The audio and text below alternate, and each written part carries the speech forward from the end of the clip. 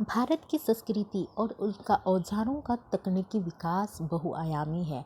आज हम जिन औजार या उपकरण के माध्यम से किसी कार्य को सुविधापूर्वक करते हैं, अगर उनकी कालक्रम को विकसित के कालक्रम को देखें तो हम उनके लिए हमें उस युग में जाना होगा जहाँ से इनका शुरुआत हुआ था, और इसी के माध्यम से मानव इतना विकास कर पाया है जिसमें भारत का महान इतिहास विलक्षित होता है और धीरे धीरे विकास क्रम की ओर बढ़ा और सिंधु घाटी सभ्यता के दौरान बनी और आगे चलकर वैदिक युग में विकसित हुआ और बौद्ध धर्म एवं स्वर्ण युग की शुरुआत और उसके अस्तगमन के साथ फली फूली अपनी खुद की प्राचीन विरासत शामिल है। नमस्कार, लक्ष्य पे आपका स्वागत है। आज हम बात करने वाले हैं पुरापाषाण काल के दौरान औजार और इनकी तकनीकी विकास पर। साथ ही साथ चर्चा करेंगे कि पुरापाषाण कालीन संस्कृति में किस किस्म की कला देखने को मिलती है। तो चलिए बढ़ते हैं आज की टॉपिक की ओर। पुरापाषाण काल प्रागैतिहासिक युग का वह समय है जब मानव ने सबसे पहले पत्थर के औजार बनाना आरंभ किया था। यह काल आधुनिक काल से 25-20 लाख वर्ष पूर्व से लेकर 12,000 साल पूर्व तक माना जाता है।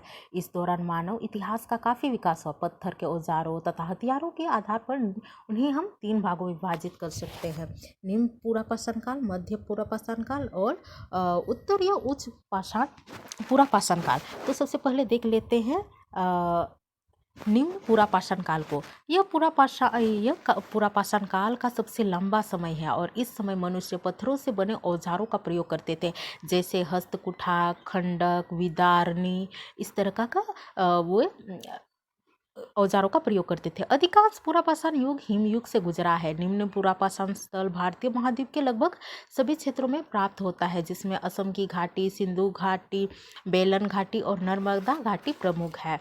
इस समय लोग खेती नहीं करते थे, बल्कि पत्थरों के औजारों का प्रयोग कर शिकार करते थे तथा गुफाओं में रहते थे। इसी युग में मानव ने आग जलाना सीखा तथा आग का उपयोग विभिन्न कार्यों के लिए होने लगा था। इस काल का मानव उनको निर्मित औजारों का प्रयोग करता था, यानी जिस पत्थर का औजार बनता था उसके फलक उतार कर फेंक दिए जाते थे तथा बीच के हिस्से का ही औजार बनता था।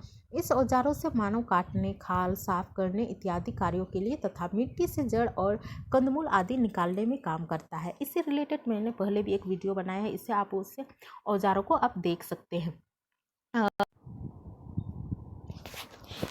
अब देख लेते हैं मध्य पुरापाषाण काल। इस काल के फलक उपकरण 2 तरीके द्वारा बनाए जाते थे। प्रथम विधि के उपकरण सर्वप्रथम इंग्लैंड के क्लेक्टन ऑन की नामक स्थान में से प्राप्त हुआ है। इस विधि में सर्वप्रथम होता क्या था कि पत्थर से फलक उतारी जाती थी, फिर उस फलक को दोबारा तीखा कर आवश्यकता अनुसार आकार का उपकरण बना दिया जाता था, और दूसरी विधि को लवलंबा विधि नाम दिया गया था। इस विधि द्वारा पत्थर को से जो फलक अलग किया जाता था उसे ऐसे ही प्रयोग किया जा सकता था, और इस विधि में जिस पत्थर का फलकीकरण किया जाता था उस पर किसी तीखे उपकरण से जिस प्रकार का औजार बनाना होता था उसकी रूपरेखा दी जाती थी, और दूसरे चरण में उसके भीतर हिस्से को ऊपर से छील दिया जाता था। इससे होता क्या था कि इसे टोटॉइस और भी कहा जाता था। तृतीय चरण में एक छोटा प्लेटफॉर्म तैयार किया जाता था जहां तीखी चीज रखकर उस पर हथौड़े से आघात किया जाता था। इस प्रकार मनचाहे आकार का उपकरण बनाया जा सकता था।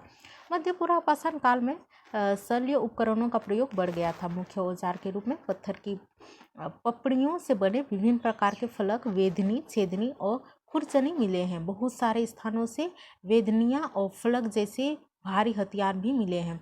हथियार में क्वार्ट्ज़ाइट के अलावा जेस्पर आदि पत्थरों का प्रयोग होने लगा था। साथ ही इस काल में पत्थर के गोल से वस्तुओं का भी निर्माण होने लगा था। अब आगे बढ़ते हैं उच्च पुरापाषाण की ओर।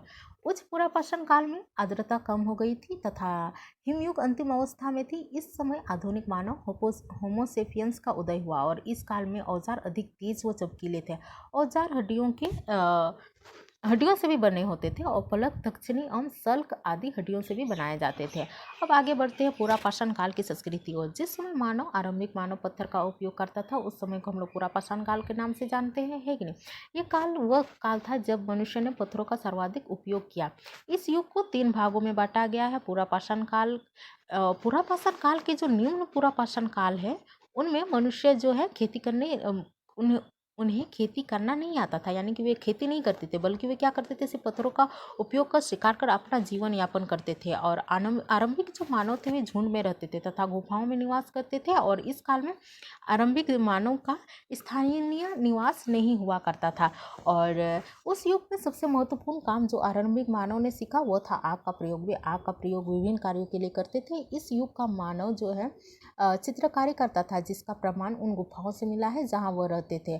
आग के आविष्कार के साथ मानव ने जीवन शैली में परिवर्तित होने लगा और मध्य पूरा पाषाण काल तक हिमयुग का अंत भी होने लगा था, जब लोग भी कबीले समूह में रहने लगे थे। लेकिन अभी भी वो स्थायी रूप से निवास नहीं करते थे। वे भोजन की खोज में अपना स्थान परिवर्तित करते रहते थे और समय बीतने के साथ साथ मानव के जीवन शैली में परिवर्तन होने लगा।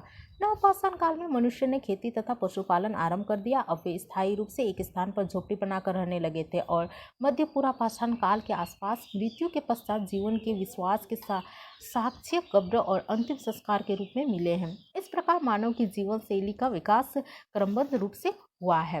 निष्कर्ष के तौर पे देखें तो उपरोक्त सभी विवरण से स्पष्ट होता है कि पुरापाषाण काल में मानव सबसे पहले पत्थर के औजार बनाना आरंभ किया तथा उसका दैनिक जीवन में वो भी प्रयोग किया, प्रयोग करना शुरू कर दिया। और आरंभिक मानव पत्थरों की औजार बनाने की तकनीक बहुत अच्छी थी और शुरुआती दिनों में हस्तकुठार, खंडक, विदारनी आदि के औजार बनाए गए। धीरे धीरे आरंभिक मानव पत्थरों के औजार बनाने की कला में निपुण हो गए और मध्य पुरापाषाण काल में पत्थरों को और तीखाकर आवश्यकता अनुसार आकार के औजार बनाए जाते थे।